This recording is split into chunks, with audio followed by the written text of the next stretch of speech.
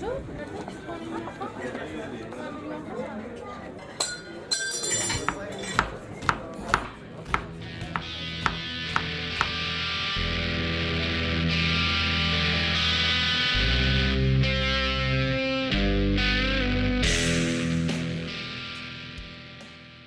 When you work, that's bits of your life, isn't it? So as the way I see it is those bits of your life you need to look at it and think, did I enjoy it? And if the answer is yes, bingo, it just doesn't fucking matter what it was. You enjoyed it, marvellous, then you're working in the right thing. And when you stop enjoying it, it's kind of your responsibility to have a look at it and think, God, could I do something else instead? And not, God, not all, you can't always, but sometimes you can.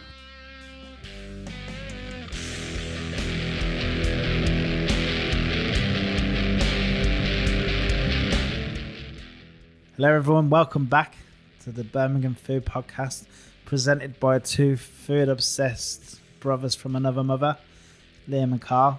I'm Liam. I'm Carl. Hello, hello. Hello, hello. Hello, hello. You know what? Hello, hello is brilliant.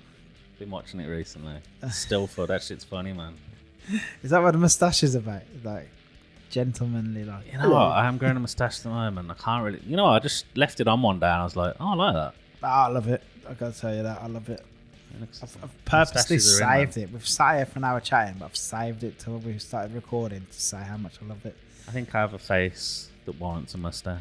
You look very like Mexican in a stereotypical way. Oh, great.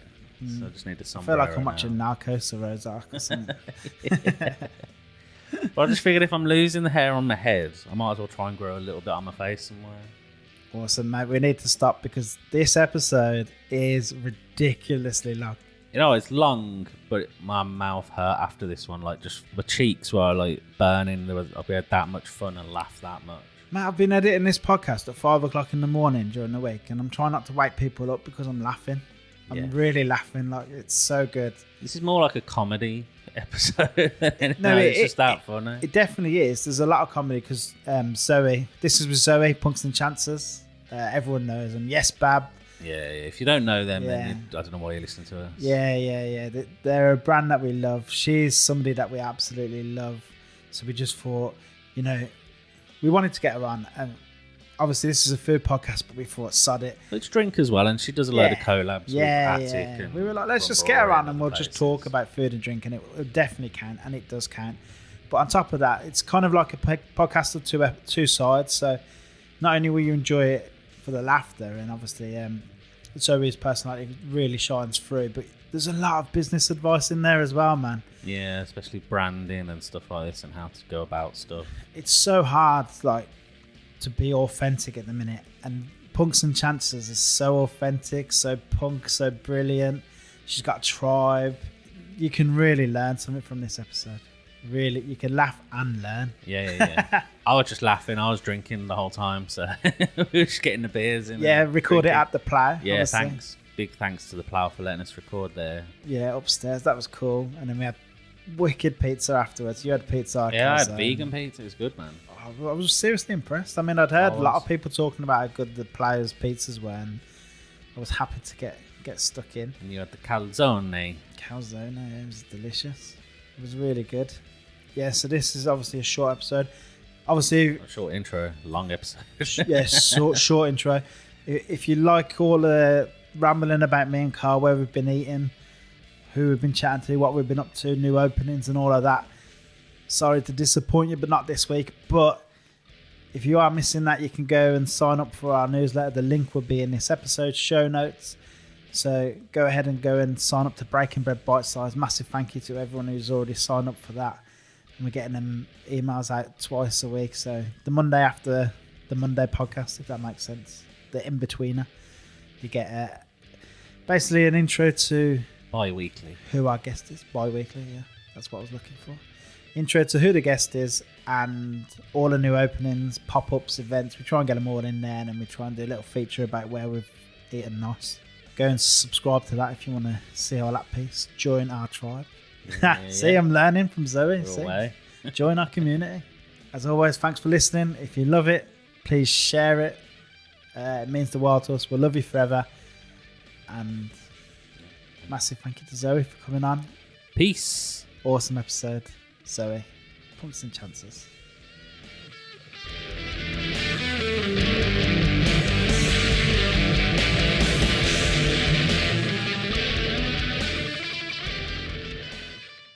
typical podcast fashion, we've started and just acted all normal. Zoe, Completely normal. Zoe of Punks and Chances fame. How are you? I'm very good, thanks. How are you? Yeah, awesome. Like, obviously, this is a bit different. We normally have chefs, bar managers, restaurant people, but sometimes we do have guests on just because, one, we think they're cool, and two, we can just talk about food, and it kind of counts. That totally counts. I'm think here that for counts. that. I refuse to believe we have a listener in Birmingham that won't want to hear this one.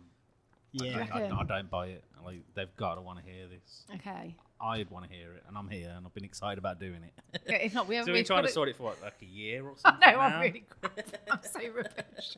But to be fair, Christmas is, Yeah, it's a mental. nightmare. Then And I've been COVID COVIDed. Like, I've You've had had the it twice COVID now, haven't you? twice, which is appalling. One of it I was really poorly, and then the second time I wasn't really. But and then between that, my husband died and my kids at so that excuses me for about 3 months. Yeah, that's fine. So it's only 9 months. We're away. It's only 9 months. I feel a bit left out because I never had it. Like, Oh, mate. You might have. You just don't know Yeah, you about don't it. know. Some Yeah, people didn't maybe. have a reaction, did they? maybe I was testing fairly regularly. My though. daughter had it, and if we hadn't tested her, we never would have guessed she had it because there was nothing wrong with her. Not a No. thing. There's no I way. suppose that's the way you want it. Yeah, I was really bad when I had it. I was quite ill for a couple of days. How are you? Were When you I first ill? had it, I was Yeah. really ill. It was in the busiest time of year. It was the last week in November, and I would go to bed just feeling fucking terrible. And I'd set my alarm for 3 hours later, and I'd get out of bed and do like an hour and a half, 2 hours of work, and then I'd go back into bed and then sleep for a bit, and then I'd get up and do a couple of hours of work, and then I'd go back to, and we'd just repeat that cycle. Wow. It was quite grim, yeah. I There's a bet. lot of time in that bed. It wasn't good time. It was a poor time, yeah. But I got past it. But it's Christmas, isn't it? So it was a busy time, and that's one of the things about kind of if you run something by yourself. It's on James, you. he gives a shit if you're sick today. It's just like there's no one to phone in.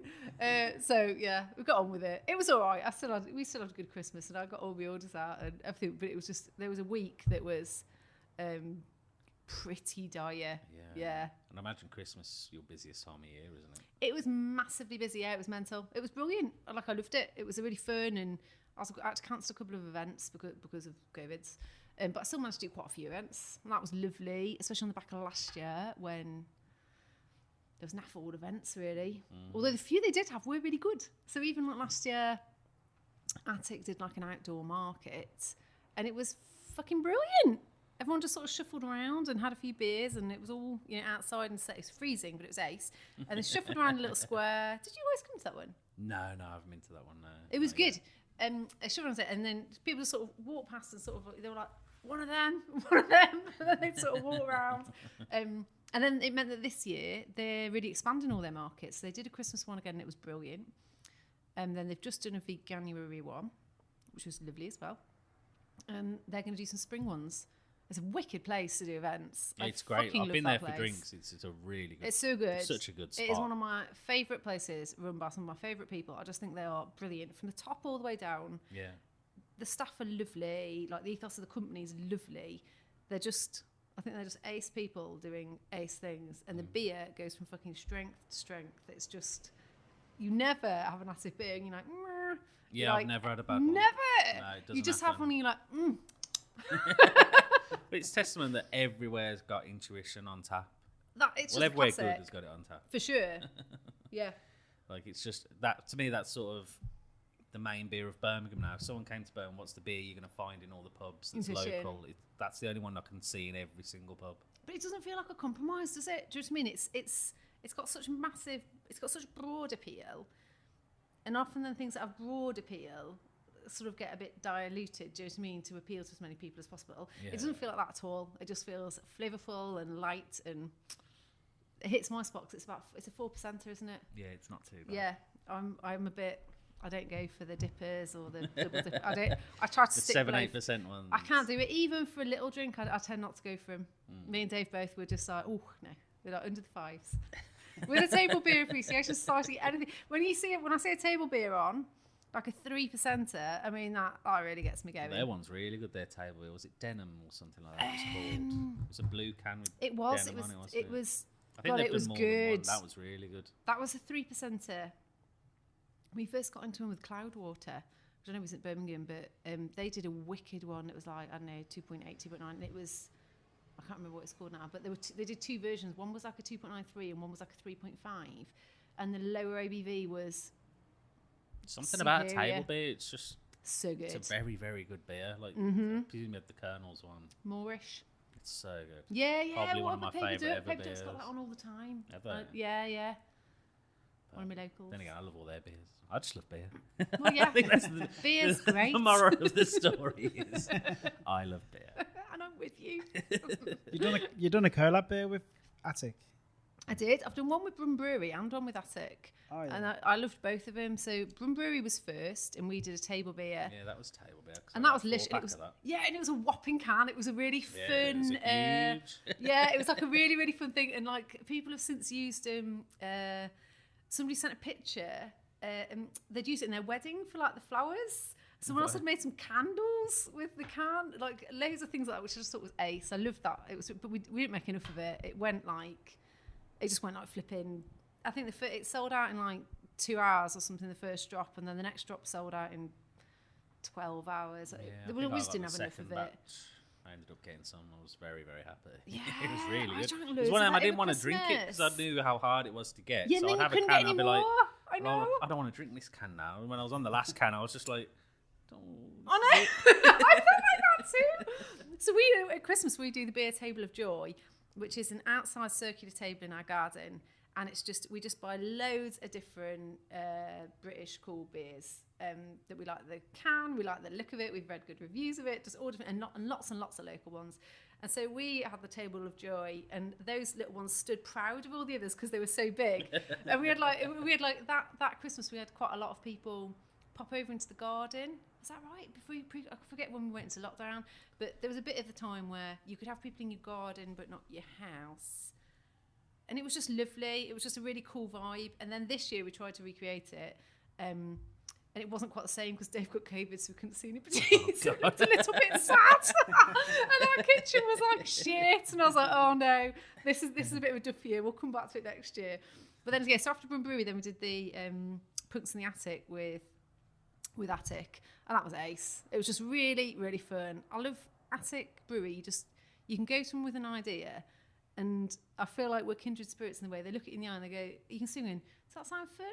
Yeah, fuck it, that sounds fun. Yeah, let's do that. Let's do Give it a that. go. And I love that. Yeah. How much input did you have onto the beer? Did you get to taste it and say, no, don't like that, try this? Or? With Brum Brewery, a lot, I went to brew it. And Matt, who's now gone to, I've forgotten where, he's just gone to a brewery in Liverpool. So he was head brewer at the time. And we had a really, really fun day doing that. And that was ace. And we did a lot of tasting. I really enjoyed that. Attic, we did a little bit, not quite as much because our timeline was so tight. Yeah. So we were much more involved with like the design of the can and the sort of the producty element of it. We were less involved with the recipe because time constraints really. But we still did a fair bit, and it was just very, very fun. I love doing a beer. Any collab, it was just really fun. It's just, you get to see your artwork and your little beer. It's a good vibe. I like it.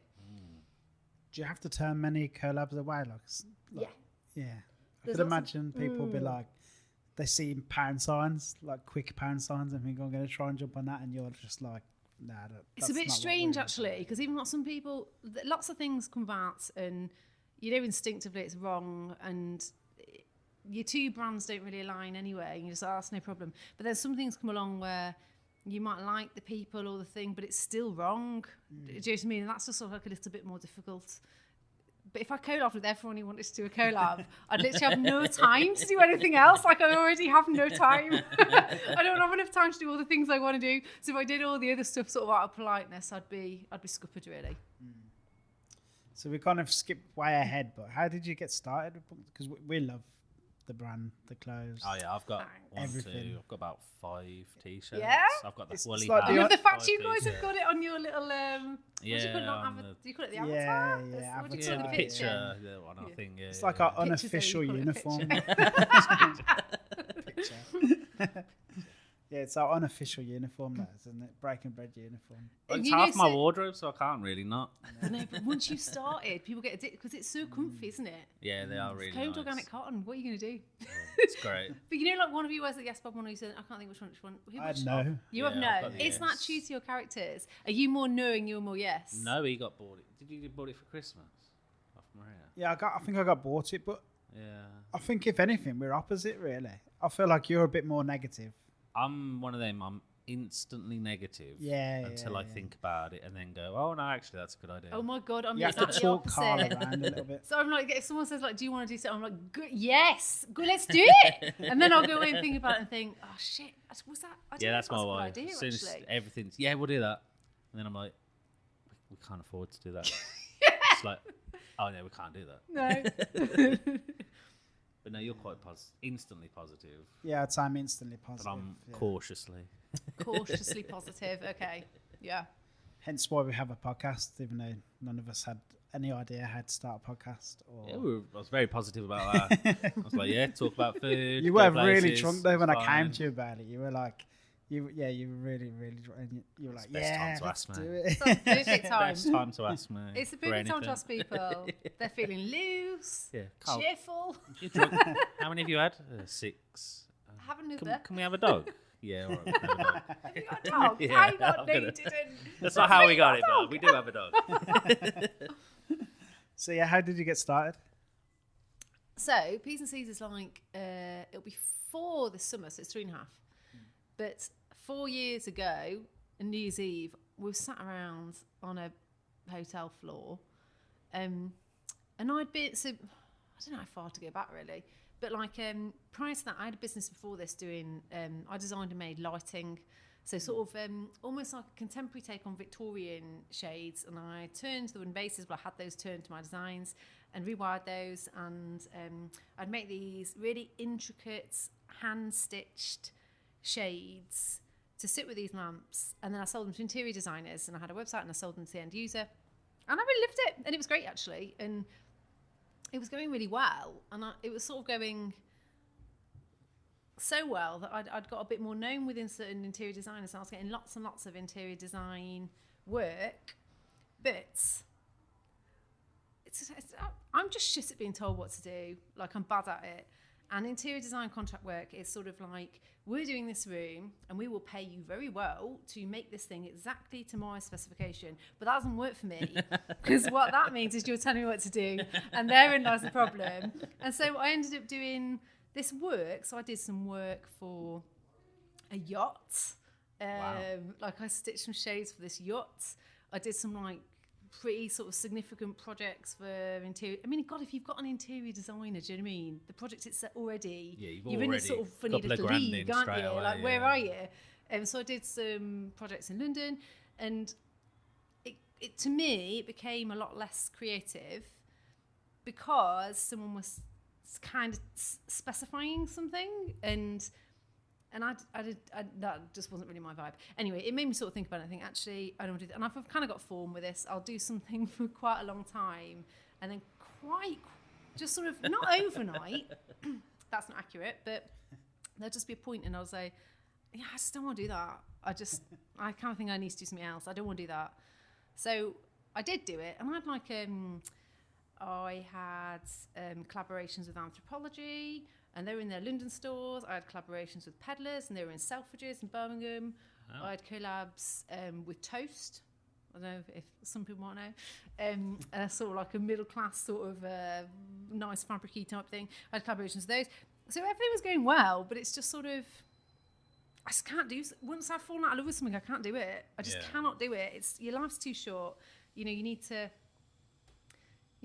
When you work, that's bits of your life, isn't it? So, as the way I see it is, those bits of your life you need to look at it and think, did I enjoy it? And if the answer is yes, bingo. It just doesn't fucking matter what it was. You enjoyed it, marvellous. Then you're working in the right thing. And when you stop enjoying it, it's kind of your responsibility to have a look at it and think, God, could I do something else instead? And not you can't always, but sometimes you can. Do you know what I mean? And so I did that, and then I kind of thought, nah.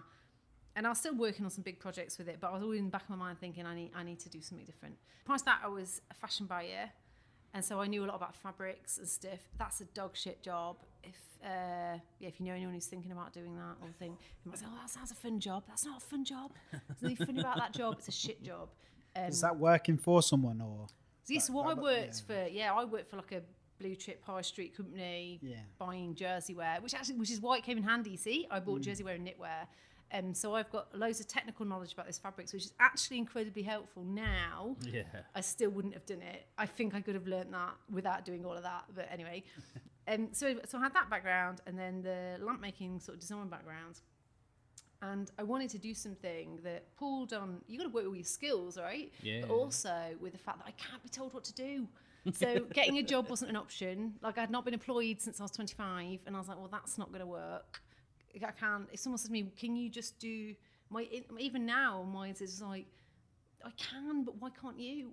It's like, I don't know why you're asking me, because the thing you're asking me, you could do it. It was kind of thinking of something that I wanted to do that was fun and something that used all my skills and that I was going to enjoy doing, but also obviously that I could make enough money to live on to do, which obviously you need to do that too. And I was going to do a kids wear brand. So I've always done loads of stitching. Like the handmade lamps were a stitchy thing. Obviously, I've got my background in knowing a lot about clothing and fashion and kind of the business side of that and fabrics primarily. And I was going to hand make kids' clothes. And as a sideline, to go with the handmade stuff I was stitching, I was going to print these T-shirts. And I just had this idea that the whole thing was going to be, I've got huge amounts of fabric at home because I'm like a dirty hoarder with it. I can't stop. I love fabric. And I was going to utilise this fabric to make this stuff. I'm already used to using the sewing machine all the time and hand stitching stuff, and that's sort of like a swizz really to me, and I enjoy doing it. Make it for my kids. So you start off by making something you want, and then you realise you've got 30 of them and you can't keep them, so you've got to sell them or you've got to stop. Make it for my kids, but then I thought to sort of call it up, little printed tees and stuff, and sort of make it like a sort of kids brand where the two things, you almost like bar the two things together.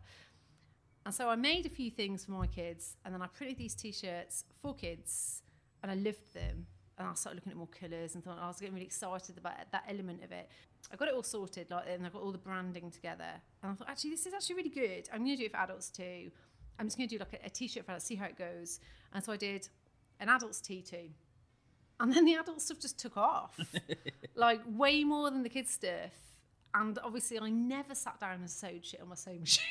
That never happened. It was all part of my plan. But I made my children 3 dresses and then called it a day. But like one of the sort of things that was kind of instrumental is Head. She's now got a lovely new shop in Sturchley. It's beautiful.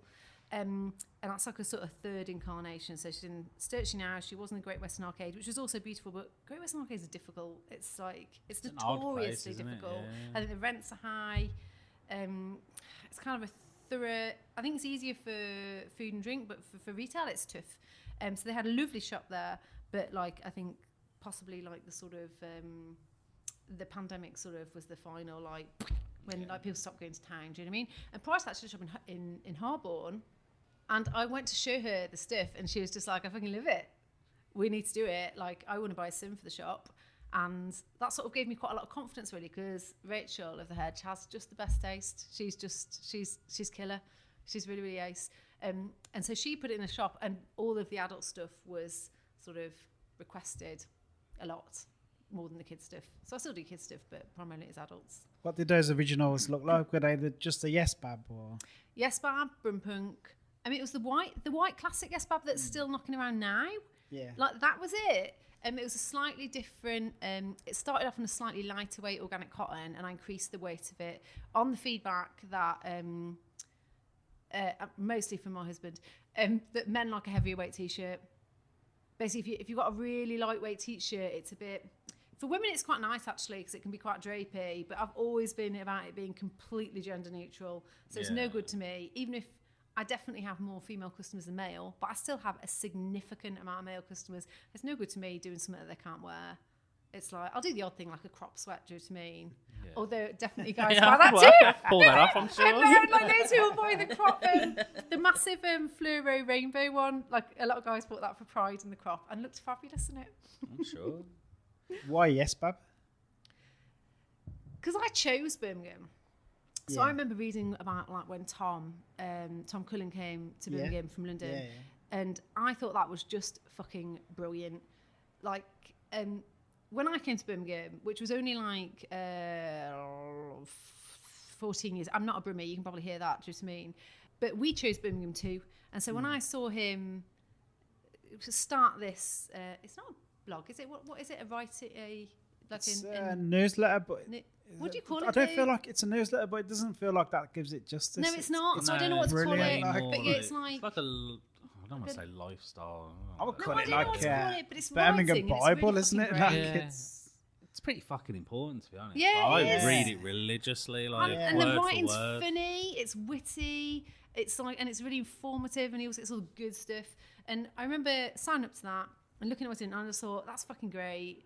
Like, it was at a time Birmingham wasn't as good when we started it as it is now. Like, that's just factual, I think. I think like, Birmingham. do you know what I mean? Yeah, we've brought this up a few Not times. Carl. haven't we? Carl's I've always said. loved Birmingham. with I've an loved it. absolute I mean, I passion. chose to live No, here. I mean, but- like 15, 20 years ago, Carl was saying, best city in the world. It is. You know, No, it's the and it people haven't wasn't. changed. No, the people haven't. I The think people the are same. the same people. But there was definitely, at the time when we moved here, indies, it was nothing like it is now. Across the board, I mean, retail, brands, restaurants, bars, all of that. Now it feels so exciting. There's so much of it, and it feels like there's so much bloody support for it. Do you know what I mean? And I don't think it felt like that, say, 10 years ago. Do you know what I mean? I Or feel like if I'm honest, even 5 years ago. Independent Birmingham probably had a big thing to do with that as well. I know the huge. Giants Absolutely. and- yeah. No, it's with Birmingham. It's the areas. There's loads different. It's not just Yeah. the city centre and then there's fuck all. There's the city centre, but you can have a great time in Birmingham and completely ignore the whole of the city centre if you want to. You've got so many different areas. Harborne, Stursley, Stursley. Harborne, Moseley, Kings Heath. I mean, they're all grouped together in the same area. Sort of. It still takes me Not 20 far. minutes in a cab to concede. Yeah. But it's such all the little districts, and they've all got their own thing. Like, we're in Harborne now. Like, this is pretty much the furthest away in Birmingham we can come to somewhere we actually want to go to, isn't it? That's got No loads of stuff offence to drinks. everybody in Sutton Coldfield, like I'm sure. No, I'm not bothered.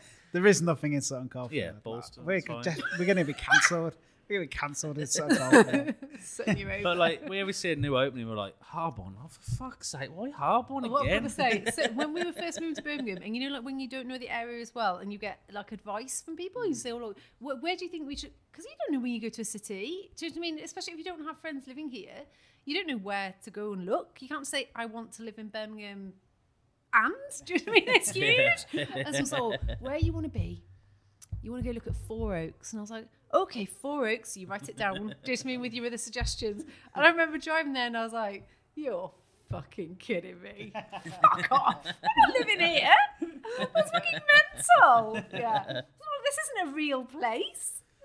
Even Apologies this, to anyone in even Four this Oaks. was like an area. so Like, cold this there. used to just be known for a pub crawl. Yeah. Because it used to have just The pubs Harborne Mall, entire wasn't way. it? Yeah, The was Harborne just Mall. Pubs the whole way up. I don't think any back then were particularly amazing. Like, I'm going back a long time now. When did the plough come? Because the plough have always been here for me. It's like for as Man, long how as long I have know. you lived here now? 14 years, did you say? In Birmingham, 14. Where did I come? 2008. Yeah, 14 years. So I'd have been coming out here at least 20, 21 years ago. It's been here as long as I can remember. It's probably always but been here. it's the thing about the plough, isn't it? Is Yeah. they're constantly. That's why it's so brilliant. They never stop. Well, They it's so never different to the stop last time I was tinkering. here. Like, They pop it's in and you unreal. think you already think it's amazing. You're like, nothing can be done to this. It's fabulous. Nothing can be helped. And then you come back and you're like, ah. They changed the lighting Yeah. and they improved the toilets and the gardens. And you're like, now it's perfect. Nothing can change. Then you're like, ah. They've done that little seating. Did you see the seating thing? And the heating in the back. And every time you come, it's something. They never stop. They never ever rest on their laurels. They're just constantly tweaking. It's one of them We've done a places- podcast with Melanie Spencer from Spencer Swindon, and they're doing all the interior for here. And she was like, I was like, who do you work for? She was like, we do a lot of work for the plough. And I was like, oh, recently? She goes, always. Just always. We were doing our Nine Dozen, and I was like, I love those lights. They were like some little brass pendants. I was like, where are they from? Like, is it something that you can buy as a regular person in retail, or is it like a sort of? And he's like, no, you can buy me. He gave me the brand, and he was just like, look at them, but like, don't be offended by the price. I looked at them and they were just like fucking £400 each or something insane. It's just like he likes what he likes. Do you know what I mean? And then I think it's done. But it's like we were saying with Pip in one of our episodes. It's got like a little family tree from the plough of like people who've gone off from the plough and done amazing things, like like Simpsons has, and Caneton, Church, they've all got their cool, and this is like an integral part to independent Birmingham is the plough, isn't it? Yeah. We should mention we're doing this podcast in the plough. We're in the plough. Yeah, we're in the plough. One of my locals. They've been very kind to let us use this room. Yeah. So you said you chose Birmingham. Yeah. 2 questions. Where did you come from? Where were you before that? So your accent's like a mix. Yeah, it's a really weird hybrid. Yeah. It's probably flattened out a little bit since living in Brougham. But I'm a bit of a magpie with accents. Like, I've always been that way. Yeah. I grew up in Telford, which is like 35 odd. I think most people in Birmingham will know Telford, but where I went to study in Leeds, and no one knew that, so I ended up just saying Shropshire because they knew the county, like that it was in, and lived there until I was 17 or 18. I did an art foundation course, and so usually do that at home. But me and my mum had kind of realised that we probably couldn't live together any longer. And so I went to Leeds to do my art foundation and then went on to do a fine art degree there as well. So I was there for 4 years. And then Dave, my other half, lived in Manchester. So I nearly failed my A-levels because of Dave in Manchester. I was like, tell like a 16, 17-year-old, like, why don't you stay home and study? Or you could go and visit your boyfriend in Manchester. Yeah, so we lived in Manchester and Leeds. We kind of split our time between there. And then I got a job in Leicester. So I lived in Leicester for quite a long time. And then I moved to Northamptonshire. So various places, but always north and slightly east.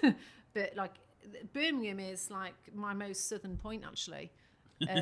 Anything below... I'm not going any more down than Birmingham. No, we're not going south. To fucking London. Well, do you know what? So because of my degree... Unlike most creative jobs, I don't know if it's the same now. It was kind of a different time, wasn't it? But I imagine it's still pretty similar. Most creative jobs are down in London, and you need to go there, especially like when you're fresh out. You need to go where the fucking work is. Yeah.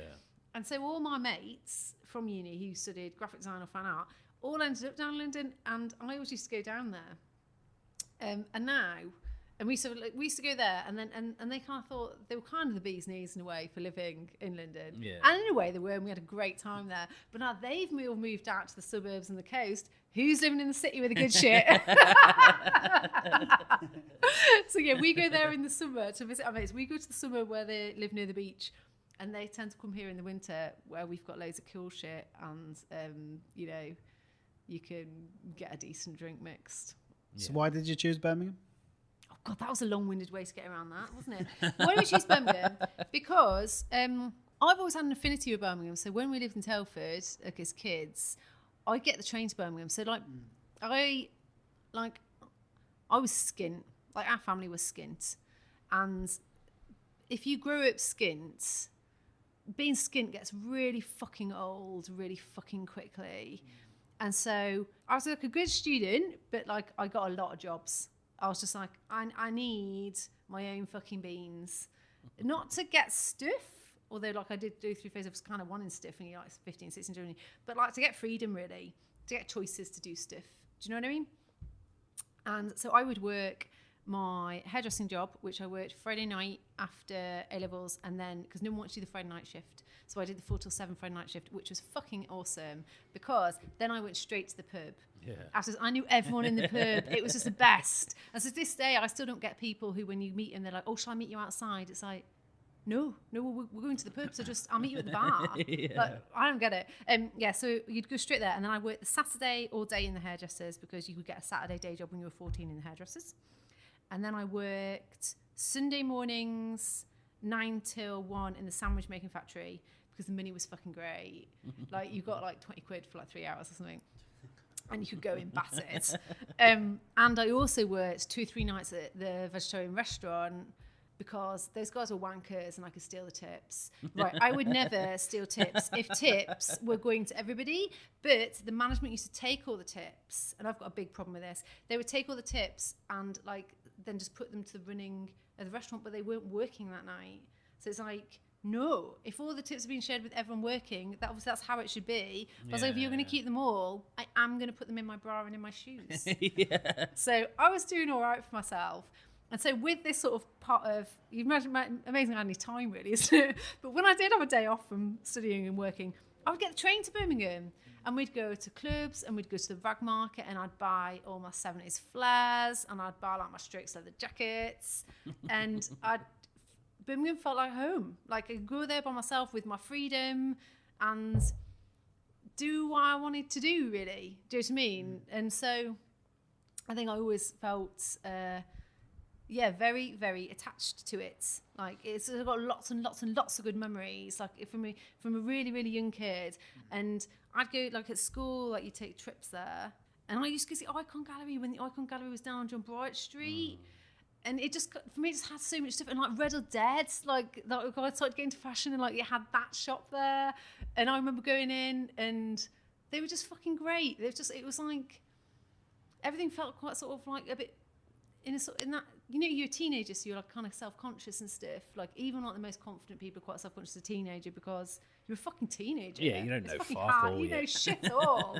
But I remember going into Red or Dead, and this guy who was working there, and he was just like, "Babe, you look fucking great." And I was like, "I'm gonna take that." Yeah, I'm running with it. And it just felt like it felt good. Like being in Birmingham felt really good. Do you used to ever pop into the Oasis Market? Damn straight. I was Oasis there all Market. the I used time. to love the Oasis Market. It was so good. Yeah, it was That's mental. where you would have found us. Yeah, Yeah. looking at Slipknot t-shirts. It just what made we you could got. just shunt around, couldn't you? And then the chat would just be about what baguette you were going to get on the corner after. Yeah. And then it was just, and there was a shoe shop near there as well that did like sort of discount trainers, but they were good, but they were sort of end of line because all that thing was I all the remember whole that. thing It was was just round the do you know what I corner. mean? Yeah, I Yeah, remember there's just that. on the outside bit. Quite Virgin on the ramp, isn't it? Yeah. Yeah. Fuck yeah. So that's how come Birmingham. So even though we moved around and lived in some different places, it's got a very, very soft spot for Birmingham. Yeah. Is that why you've gone? Because all your stuff it tends to put in the word bab. Well, that was like the start of it, and I just thought it was really fun, and it was just like a really. Obviously, loads of people were using the word bab before. Bab is Birmingham, it's and loads of people use bab in existing word, clothing and stuff as well. But nobody used it with the word yes. Yeah. Where Like did this come from? The yes bab. It was like a positivity sort of funny thing. Like Dave always says to me, like I'll say like, you know, do you want a brew or something? He's like, yes, bab.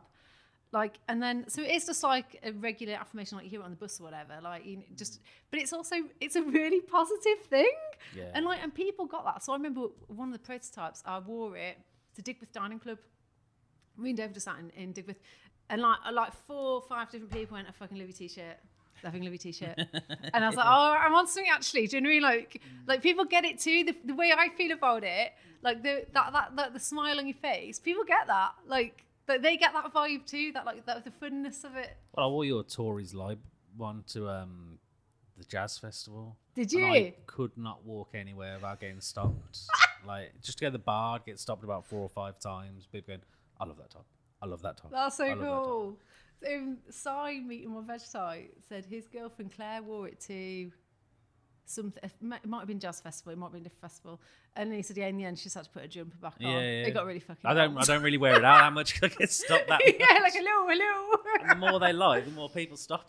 Yeah. So it's really popular now. Have you had a better time t-shirt than that? I mean, that was just before, like, it was only half lion back then when you made I know that they're t-shirt. already Now. But do you know what? The tipping point was the food bank shit. And I was just, I mean, God, and it literally is just the tipping point. 'Cause the amount of horrible, I think they're just so, it's immoral, it's unkind, it's like, it's shocking to me, do you know what I mean? And so that was doing myself, fuck it. And actually, I think, because I spoke to, like, I always speak to Dave about all my stuff because we live together and I work at home and he's got no choice. So, like, everything I sort of like, you need somebody to chat about stuff too. And he's like, I don't know, Zoe, you know, you're going to fucking piss a lot of people off. And I was like, yeah, I know. So I already had that in the wings. I'd had that in the wings for like 6 months. And I was aware also, and it's true, that by doing it, I'd also cut off some other opportunities where people who can't be affiliated with that. Do you know what I mean? And so I'd kind of felt like I sort of like and ahed about it. And then I was like, oh, fuck it. Just fucking fuck it.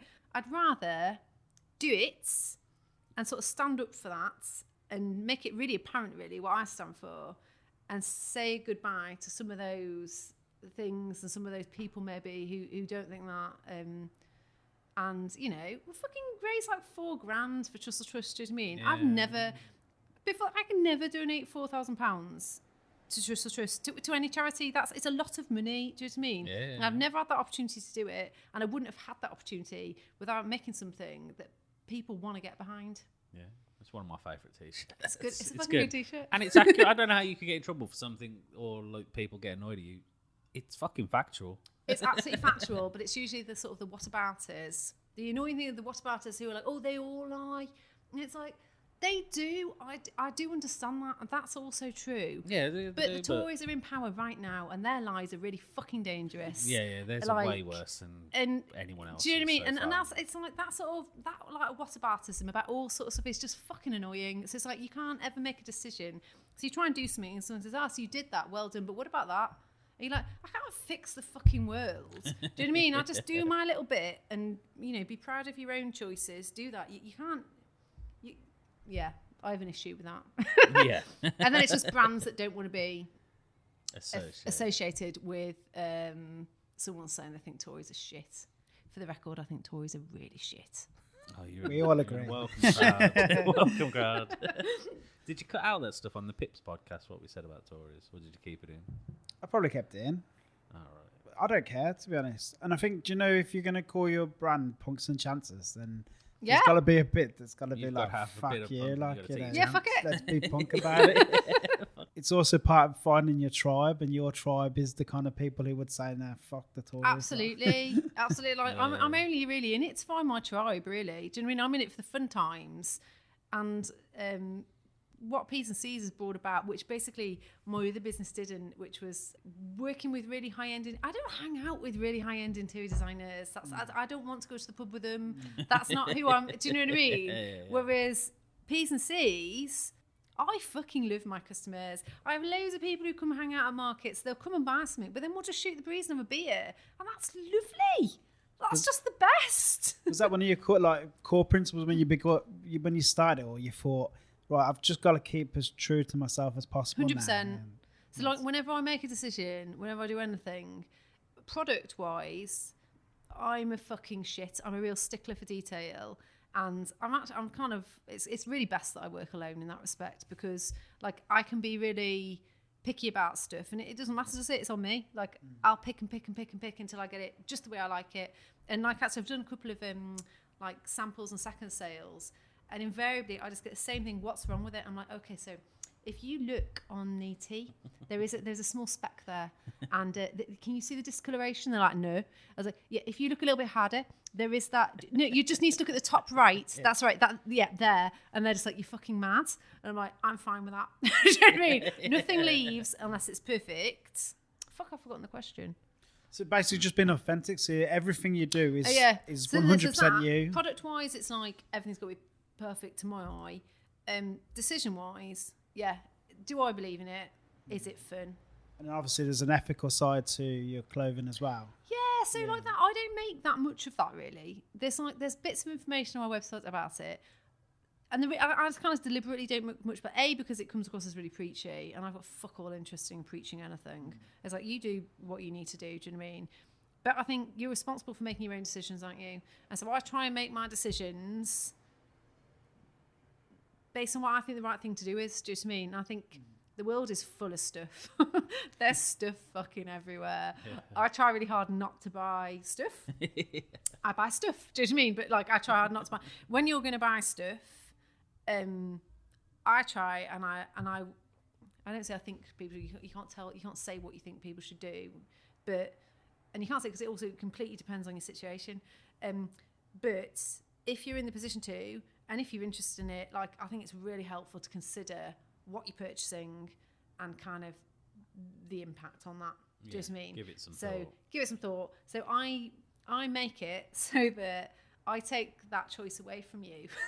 You don't have an option to buy something that is cheaper but less ethically considered because I don't sell it. So I don't make a big deal of it because most of people come to me and they just want the really nice soft t-shirt that says Yes Bob on it. And they don't really care if it's organic cotton or if it's been made in a fair wear factory or any of those things.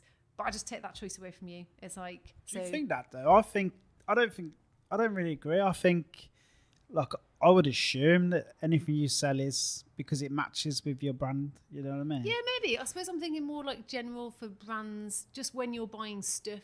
So I think lots of people would buy my stuff and then also buy stuff in Primark or Zara or anything like that. Yeah, true. And so, like, just for my thing, I think they do like it for that. But if I'm honest, I think the reason they look for it is because they've bought into sort of me doing what I do, and it's important to me in the brand. But if the brand had started and it hadn't had that, I don't think it would be as important to people. Yeah. Do you know what I mean? I think it is now because people know about it.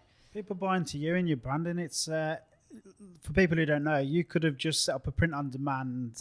Yeah. Like, oh my god, upload I your get logo offered it like and at least 3 times a week. People asking me to do it. Like, it's half the hassle. Yeah. Probably, I don't know. Might be more money. Who knows? It's not. It's cheaper and it's way less hassle. But going back to detail, who's going to wrap it in tissue and put my nice stickers on? Yeah, 100%. No one's going to do that. But also, you don't know where they're made. You don't know. You can actually specify stuff like that. So there is some, to a but degree. most of them. I mean, you could. But my point is, you could have just picked the cheapest t-shirt because your design. Yes, Bab worked. People liked it. You could have stuck it on the cheapest Absolutely. shit, and it would have sold. Yeah. It would have done great, and you would have made loads of money. I'd just feel bad. But I think there's a lifespan to that as well. I think, like, people get it and go, oh, yeah, it was a nice t-shirt. It wasn't that well made. I don't know if I'd buy anything else. Whereas people now they'll probably buy most things that you make. Like, they came for the t-shirt, but now they've got the mug or the hip flask, the hat. I mean, I've just wrote down a list of what I've got. I've got the pint cup when I go to festivals. It's good though, that, isn't it? I've got. That's a game changer because it keeps the beer so cold. It's so true. It is. It keeps it cold. I use it in the house because it just stays cold. I've got the green hat. I've got the hip flask, which I love my hip flask. Although people have stopped getting married now, which is really annoying. Because hip flasks for me are a wedding thing. So good, yeah. So just to clarify, people like in general haven't stopped getting. Just all the people that Carl knows are all married. Yeah, they're all married. I'm at that age We've now. run out of weddings. We're waiting for the divorce parties now. That's the next one. Funerals, is that And then unfashionable? I've got 1, 2, You could 4 definitely of the use a hip flask at a funeral. t-shirts. I mean, I would. My daughter's got the t-shirt. She's got the main Yes Bab one. My wife's got 2 t-shirts. Our house is literally in the wash. There's always something of yours knocking around in the washing. So it's so funny. So in our house, obviously I got to trial everything. But me and Dave now have an understanding. So I wear like a medium and Dave would rather have an XL. We just have to get a large. I have to wear it a bit bigger. He has to wear it a bit smaller because we've got too many of everything. So we can have no, we can only have one. There's no space in the cupboard. Don't you think a lot of particularly independent and small businesses could learn a lot from your branding? As in, like, oh God. I feel like sometimes you can just try and chase the money and just float around. But if you just wrote down your core beliefs and stick to your core beliefs. Oh God, definitely. I don't know if they could learn that from me. Any small, you've got to work out what you stand for because all your decisions are driven by that, really. You've got to work. You get a decision on do you want things, and especially as you get a bit more well known, or you've been going for a little bit longer. And it's not just me. I can't see. I would think it'd be for everybody. It's opportunities will come along, and you've got to work out if they sit with your beliefs or they don't. And that's got to drive it all. Like for longevity as well. I mean, you'll get sick of doing something if you don't believe in it. I just feel like some people have restaurants. Or that they have a few pounds and they think, right, I'm going to open a restaurant. It's a good investment, which is never the case. It's a shit reason to do anything. And money is always a really bad reason to do anything. It's a fucking terrible reason to do anything. Because the thing is, obviously, everybody needs some money. Like, that's a real fucking annoying inconvenience. But it's true. And you have got to make some money from your business, really, because otherwise you can't really carry on doing it. But you can't let that be the main thing. You're in a right fucking pickle if you let money drive you to do stuff. Yeah, it's got to be the worst reason to do anything. I see It is the worst reason. It's definitely the worst reason. But I heard someone saying, like, you know, profits to a business is like food to the body. So you need food to survive. But food's not, well, it probably is the main purpose of life for me and Carl. But for most people, food isn't your main purpose. You know, food enables you to do everything else in life. Whereas same with profits. So profits shouldn't be the be all and end all of your business. They should be the fuel that lets you achieve your goals and whatever it is that you really want to do with your business. Absolutely, yeah. No, I completely agree. I try not to even look. So, you know, like someone said, so do you know, like on your, you can look at the dashboard and you can separate it out into what the uplift is on the last week. And I'm like, oh God, you're losing me. But what you can really look at is what's really fascinating is the percentages and how that can drive your add-on products. Like, no, I've gone. It's like, I can't. No, you're dead to me. I can't. I don't know. I think it's such a different way to operate a business as well. Like if you're going to get really into the nitty gritty of profit making, you certainly can't run a fucking business like I do. Where basically I work from my loft with my dog, my children if they're sick. There's always shit going on downstairs. I work wacky fucking hours. So I drop the kids off. I work from 9 till 3. I pick the kids up. So I've got like a solid 6 hours. I never eat lunch anymore. There's no fucking time. So, like, I get the kids at 3, then I'll hang with the kids till 7, and then work maybe 7 till midnight. Yeah, no, I don't think you can be. Certainly not as a small business. You can't be driven by profits. You're going to be... It's just fucking mental. It's just flip-flopping all the time, isn't it? Oh, pizzas are good this week. Let's do pizzas. You're chasing trends, essentially, isn't it? Like, you cannot. Trends, exactly, you cannot. Yeah. It's a really fucking shit idea. I feel like, you know, a lot of the really good... restaurants now are like ex street food, you know, like Eat Vietnam and Baked and Brick and all of Meat Shack.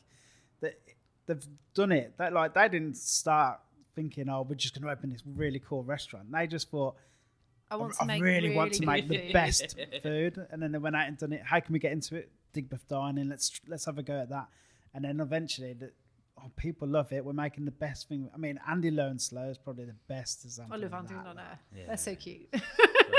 Unbelievable. I love his story. I loved the podcast he did with him, and just his whole thing about how, like, he's so fucking humble. And obviously, I haven't eaten his meat, but apparently it's amazing. Yeah, it's really good. But like, I have eaten his vegan stuff. It's amazing too. But the way he just started, like, barbecuing, he's humble about the fact that, like, he's like, I just did some barbecues with my mates, so I didn't know everything about barbecue, and he's just like hunkered down and did loads of it, and then learned, and then went to Texas, and he's, you know, when you meet him, he's just such a lovely fella. Like, you can just imagine him saying to some king barbecue in Texas, "Can I watch how you baste your meat?" It sort of sounds a bit not a euphemism. I would say he's one of my favourites, so just to see his journey, because I remember trying him, like, when I first went to Digbeth Dine years and years ago, and it was fine, but like today, it's like we went to one of his pop-ups at Little Blackwood a couple of years before COVID. His food was unreal, like really gorgeous. Really good. We went to see him at Hotly really Social, and he fixed us this like taco bowl, and the salsas were just like just so piquant and so good. Like, yeah. But there's another lesson as well. Like, he could have just, I'd really like to do barbecue, but I'm not the best in the world at it, so I'm just gonna not bother yet. He didn't think like that. He just went for it. But also, like, when he talks like that, I suspect he was already really brilliant. And then, like, he's like, you know, and then I learned some more. You know, I still wasn't very good. Yeah. I love thinking about the way he did that. Like, and he did it over years. Do you mean over fucking? And I've got so much admiration for that. So, like, one of our mates basically became a social worker, but like he took some different paths and stuff. Do you know what I mean? And so he's super clever, but he left with like. Maybe it was no A levels, no GCSEs, but it was something he needed, and it meant for him to get to be a social worker. Even though he's really like it lends itself to him so much, like the role really suits him. Do you know what I mean? But obviously for jobs like that, there's a certain thing you need to do. So he had to take his A levels and the things he needed to do before he could take the degree he needed to do, before he could start applying to do his social work stuff. And that, just making decisions like that are like, fuck it, it's 6 years, but I'm going to do it.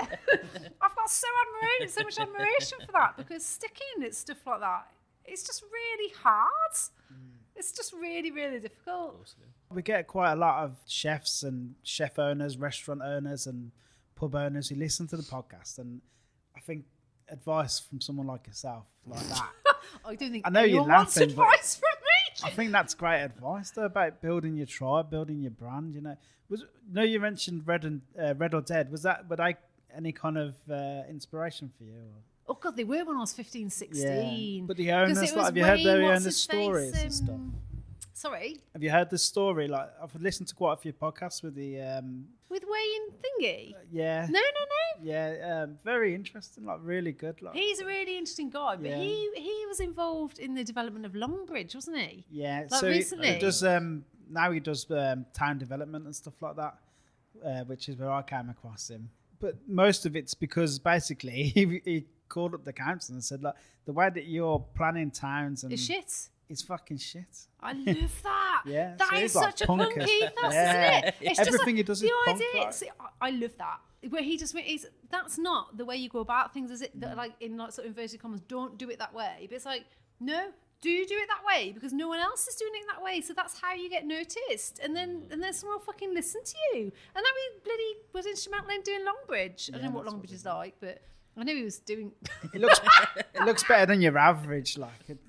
You know, most housing estates now, they're just cardboard cutouts, aren't they? Like, yeah.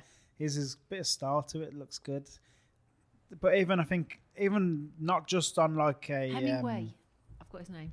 I just remember it's yeah. Hemingway. Yeah. I was like, Wayne. It's like going around my head.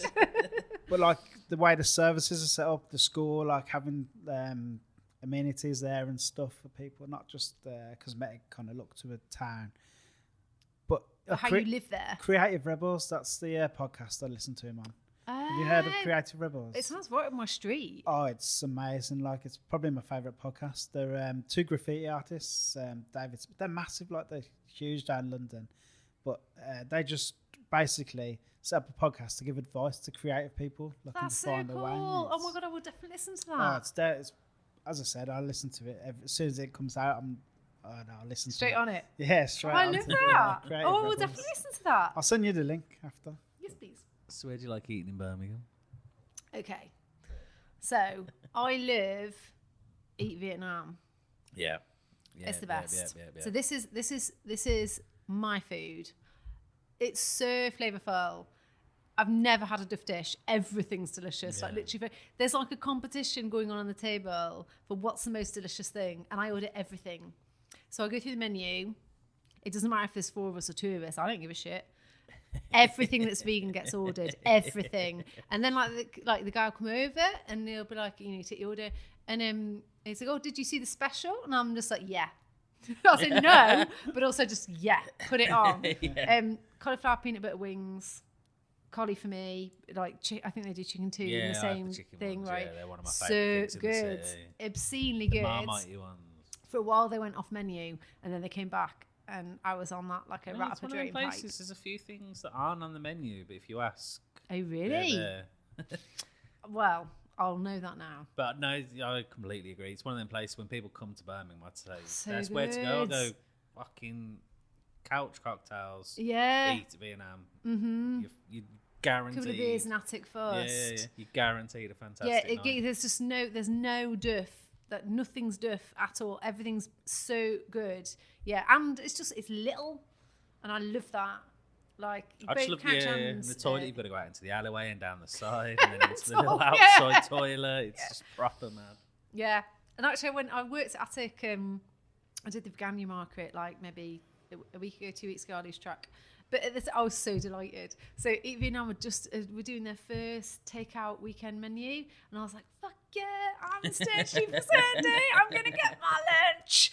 And so I managed to get in, like flipping it, get the kids to swimming, get back, get over to Sturchley, get my stall set up, And I was like, I've done it. I've bloody done it. I don't have to open till 1. And like, and also the attic didn't open till 1, so no one could even come in. So I was like, I'm totally safe. I've got half an hour. I'm going to run down. It's 2 minutes away. I'm so on this. Obviously, I get there. Every man and his dog is in Eat Vietnam waiting for this food. And I look at the queue and I just think, fucking no chance. I've got half an hour, but I cannot be sure that I can get to the front of the queue. And then I watched some person and I was like, no, they're not handing out. So you get to the front of the queue and then you went to the left, do you know what I mean? To wait for your food, to be freshly cooked. So I can't fucking guarantee it. Absolutely gutted. But then I ran into Sham from Bonehead and he came through and he's like, I'll bring you a little something. And so like I got some food for attic later and it was delicious, obviously. Yeah, so that was sweet. Yeah, so I love Eat Vietnam. I love, for a special dinner, I don't go out for many of these, and partly it's because there are less places that do a really, sort of the below the budget, like the sort of thing you'd never cook at home type dinner. Yeah. There's less places that do that really well, I think, for vegan. Certainly less than meaty. Harbin Kitchen. They fix the best drinks. I often pop in there just for a cocktail because you can just pop in, you haven't got a book. And most people don't know that. And I kind of don't want other people to know because I can always get in. But like you can, I should say. You can always pop in there for a cocktail and it's a really good drink. And the cocktails are fantastic. They're amazing. That's the only place in Holborn I'd get a drink mixed. So here, I love the Plough for Bloody Mary. And I love the Plough in general. I love Paper Duck for beers. And again, I love the vibe. The guys who run it there are really lovely. Junction is our hyper local, so like I can get to the junction in a minute. So it used to be when we were doing up our house, I'd like arrange if I had to meet a builder or something, but then I just because they're always fucking late, I'd never be there. I'd just go to the junction for a pint, and I said call me, and then I'd just run there. But yeah, Holborn Kitchen for kind of a special dinner is so lovely. Yeah, it's fantastic, isn't it? Yeah, really, really nice. And actually, I don't think they don't advertise having a vegan menu on their website. But if there are any of the vegans, and I suspect there's not many of us, so be patient. They will always fix you up. You can just let them know, and they'll fix you a really fucking delicious. You know what? They're probably the best restaurant in Birmingham for catering to people's dietary requirements. Dietary requirements sounds like a long way of saying what they want to eat. Basically. Yeah, I feel they're just super patient. patient. You can all have this. You don't have to have the same fucking taster menu. You can just. And the thing is, I've actually got complete respect for restaurants that are just like, we're not fucking doing that. That's not our vibe. And I get that from like I've run a business myself. And someone says, "Will you do this?" And I'm like, "No." Like I love you, but I'm not going to fucking do it. And so I totally get someone saying, "I don't want to cook for you." I'm like, "That's fine because you do your thing, and my thing isn't your thing." But having said that, it is really, really nice to have one local. They're so inclusive. They're just lovely. That's the word I was after, inclusive. Inclusive, yeah. I think they were the first as well. Like I feel like they were the first to do that. I don't think there's anyone still doing the mix where you can all have different taster menus of food. Simpsons have a vegan menu. Yeah. They do. I've not been for their... me and Dave, pre-kids, used to have an incredibly indulgent like Wednesday afternoon, and we'd go in at Simpsons. I don't know if they still do it now, but they always just say, "Oh, hello." And you're like, "What do you want?" And I'm like, "Always get a glass of champagne when you go in." And then they'd be like, "And what's the occasion?" And we'd be like, "Fuck all." This is pre-kids when you have like money and time. Yeah, I remember that. And we'd have like a really indulgent afternoon just going for lunch at Simpsons because why the fuck not? So those days they're not happening quite so often. But I've not been to try their like sort of recent incarnation of plant-based menu, but I've heard it's very nice. So I should go. I need to go. And also, I haven't been back to Land for ages, and their food always looks fucking great. This is criminal. We haven't been to Land at all. I keep meaning to go. I've tried to book several times, but they keep getting like press, and then it books out for months. Well, they're and little, can't get in aren't there. they? So there's not that many tables to begin with. It's not a massive and place. They keep getting fucking awesome press, which is ace. I ran into Adrian actually in Hedge. He was there supporting, which is just cute, isn't it? Because that's what I love about Birmingham. Everybody fucking supports everybody. Yeah. So he'd popped into the Hedge to like support her new opening because obviously they used to be neighbours in Great Western. I love Birmingham. I know. I really do. I think. So yeah, I can't believe I haven't tried. We need to try Land. Like so many people. I need to go back to Land. I've got a girlfriend who like really wants it. Like Dave's not as big on sort of fine dining-y things. It's just not his bag. But I got a girl date I got lined up And actually, she's been really awesome. I owe her a favour, so Sophie, I'm cooking for dinner. Yeah, it's like our dirty little secret. We haven't been to land. Like, I know, yeah. I criminal. feel really bad that we haven't been. Have But you I have tried several times to Have be you tried to fair. get him on the podcast? Not yet. Well, that could be a good one. It would be a good one. That would be a great one. We kind of feel like we have to eat there first. I think that's the only thing stopping us. Maybe that would get you a table, though. Maybe you say, we need to like interview you, but like, can you just sneak us in on the Friday? Yeah, can you find us anywhere or we'll see you in the I'll see kitchen. anywhere in the next 2 months. It's where else? Anywhere else sticks okay, out in your so head? even, So we're quite good in Birmingham for veggie and vegan food. Oh god, yeah, we're great. You're like, I'm not great, to be honest. Like, I booze a lot. Eating this is terrible, isn't it, for a food podcast? But eating is almost always secondary, just because I don't know, timing. And actually, no, I'm blaming Dave on this one. Dave has always been like eating, cheating. He wants to get out and go for the fun. So where else were I like going? Bueno Hondo is always lovely for Mexican, like really casual at the Kingsway. They always pop up there, and I really like those. And those are lovely, lovely guys as well. Baja, amazing. Oh, that's one of my You favorites. live You know them, what? don't you? I eat at a bar quite a lot. I go to the Rainbow to eat. I went the other week for Sunday dinner. Oh, Sunday, Oh my God, I still so had. I've never had the Sunday dinner, Sunday and I dinner's need so to go good. in for Sunday dinner. It's really, really good. It always looks amazing. So I good. want in. But I just love Baja anyway. Like it doesn't it never crosses my mind that it's vegan. Really? Like I don't think about it. I think, oh, we'll go to Baja. Where do you want to go for Okay. Sunday dinner? Almost like a Baja. style rather than Or if we're a going to a vegan gig thing. in Birmingham, like if it's in Digbuff, Yeah, yeah, like yeah. where should we go for dinner first? We'll go to the Rainbow. Yeah, I want yeah, one of yeah, their yeah, yeah. burgers. Like it doesn't cross my mind. When we did the podcast with them, like I'd already eaten with them a few times. And that's exactly the vibe they want. They don't really want them to be They're thought not of as pushing. a vegan. They don't even use the You word don't even- no, vegan you don't even ever. really That's not notice their vibe at all. Their food's just that good that it doesn't fucking matter It is what good. it is. It's really, really And good. they're so nice. Like, Yeah, they're so babes, cool. aren't they? Yeah. They're so lush. They're some of the coolest people in Brum, They're so definitely. smiley and like, yeah, they're just all about the good vibes. The other place I live that's obviously pops up relatively recently, Tropea. So they also will hook me up really wanna with try real. this. Oh, you've not been? No, Oh my god, it's really good. So I went there and had a sneaky. We'd been working really, really hard, and you know when like you can sort of squeeze an afternoon out somewhere, like you probably definitely shouldn't. But I was like, today's the day. And so we came here. We set ourselves a challenge to get a pint before noon. We ran down here. No one will judge you at the Plough for having a pint before noon because loads of medics drink here. So as far as the bar staff know because they know us, but as far as anyone's concerned in the vicinity, you could be a medic. You could have just done a night shift and it's 11 a.m. and you've worked, this is your 8 p.m. No one will judge you. So we came here for a quick pint or two and that was very nice. The guy came over to take the bill and he's like, fucking hell. And I was he's like, this lunch? And we're like, uh-huh.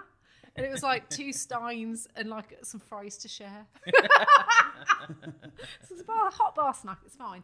And then we went up to Tropea and got a Negroni at like, I don't know, 1 p.m. or something. But it was fucking delicious and it's just lovely. And like, I liked Boohoo. I liked it when it was there. Like, obviously a completely different vibe, but it's like a sort of... it's just like a nice thing to have where you're knocking around. It was lovely, but Tropea is Really good. Yeah, we Really keep getting good. told how good it is. It's on the list. we I've got could a spend list, the and weekend it's in ridiculous. Harborne. Like, we need to spend the whole weekend in Harborne. yeah. Make it when my That's kitchen's done. You can pop in for a cocktail. Everything. Yeah, pre-drinks at mine before you go to Tropea. What do you do? No, when you say you have, do you just not eat then when you're drunk, or? Because most No. people obviously go straight for the kebab. But, like, obviously, that's not an option. We usually just Chips sort are an of option, grab aren't something. they? Chips, yeah. Well, It's chips are like- always... There's not a Chips time are of the day always where an I've option. gone, do you want some chips, Carl? And I've gone, nah. Like, right. it's never happened. Breakfast. Can you put chips on that? But yeah, I'll have chips. Yeah, you do yeah. chips on the breakfast. Yeah, chuck them on. That's fine. It's no Hash problem. brown is just chips. Yeah, it's just Do you know what I chips. mean? It's just chips. Is it what's cod scallops the only chip in Harborne? No, right. This is very controversial. So everyone, I don't know if I should say this, but everyone like fucking thinks the cod scallops bangs, and it is a nice chippy.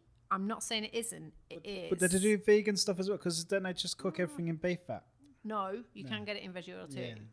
And they do like these sort of samosas, but they're like, when I buy samosas, I want a box of 24 from the sweet centre, and they're still warm and they're crispy, and that's Proper how fat, massive. Yeah, and they're full, and you're like, oh, we're gonna get a hot one this time, or not so hot. They're always good. That they're kind of little and sort of crispy. I don't know, they're not my bag. I'm sure they're other people's bag, but they're not. And also, I don't think that's the thing, is it? I think when people like live it, I think it's probably the fish is really, really good. I don't know. For me, King's over the road. Now that bangs for chips. So like, that's just like your regular bog standard high street chippy. But for me, that's just like a fucking great chip. Yeah. Like, it's just a great chip. It's funny. It's like at King's. So when we were kids, but like 10 years ago, Dave used to go out and get battered with his mate Roy. They'd go into town, have a real fun time, and then they'd come up and they'd get food at King's before coming home. It was like, they'd just say, can we have one of everything, please, mate? And he'd be like, one of, what do you want? And he's just like, like in the counter, this is when we ate everything, can we have one of all of it? And he's like, but which thing? And he's like, all of it.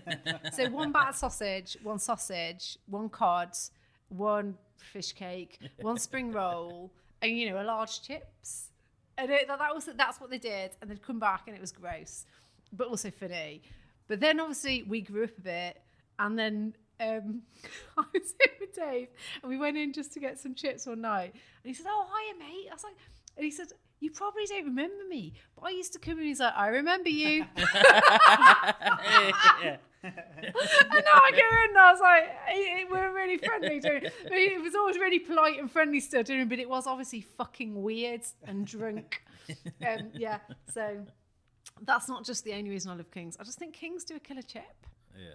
That's how it is. It's about. You can have the best fish, but it's fish and chip shop. Like? Everything comes with the chips. The chips has got to be good. They're so hot as well. Yeah. I just feel they're always like super, super, super fresh. I'm a massive advocate for King's Chippy. I love it. Here we go. It's an advert. You've had it here first. Do they sell your stuff behind it? No, I don't think that's going to be very popular at all. Everyone much prefers cod scallops, but I prefer King's. We haven't tried cod scallops. Shocking. Look, we haven't tried anywhere in Harbour. I mean, you don't live near here, do you? I've been the Plough a few times and Harborne Kitchen because I love Harborne Kitchen. The Plough vegan menu. It's quite small, but it's good. Like, they changed it up about a year or so ago, and they do these like cauliflower bite things and they've got like crispy bits on and sort of spicy bits on. And I always get it. Sort of whenever I come here for lunch, I always get the cauliflower bite things and a green salad. Sounds really like sort of, it's not healthy at all. Yeah. The cauliflower bites are really deeply battered and covered in mayonnaise. Like, you need the salad. Do you know what I mean? But that's just, for like a vegan order for lunch, that is... Yeah, you need the salad to get it through your arteries. Yeah, just have to really pump it through. Yeah. You got to rub your arms. Like, come on. It's like, you've got this. Don't stop. The hands are blue. Also, I think the Plough do the best Bloody Mary in Birmingham. Yes, I've had that. It's really I think it is honestly the best. I think too many people, but too much shit. Don't mess with it. Really, really good ingredient. Like, do you get the smoked one? Yes. Yes, me too. The smoked Bloody Mary. If I see anything that says smoked, yeah, I want it. Like, I want in. I want in. I love that so one, please. The smoked, the smoked Bloody Mary. It's the bomb. I fucking love it. It's the best. What is it? Smoked vodka or something? Is it that smoked vodka they had at Albert Schloss? No, that was duck fat. I missed that night. The night. Were you supposed to be there? I was like, fucking COVID. Oh man. I know, right? It looks so awesome as well. It looks so fun. Nah, it was rubbish. It was boring. You didn't miss anything. I know that's not true. Tell you, it was a good. I think this party gets brought up on every single podcast. It was legendary, wasn't it? It was meant to be ace. An even better party. The one we went. Oh, that was a fucking great party. I literally bumped into you about 8 or 9 times. That was just doing circles. Yeah, it was a good party, wasn't it? That was crazy. It was so much fun, Liam. Yeah, I feel like you bring it up just because I didn't go. Yeah, that is. Why did you go? It was my sister-in-law's wedding, like 2 days after, and I was warned, if you come back with COVID, like, we will kill you. So. Oh, fuck, yeah. You don't want to catch COVID. Yeah. But what a party. It was a fucking great party.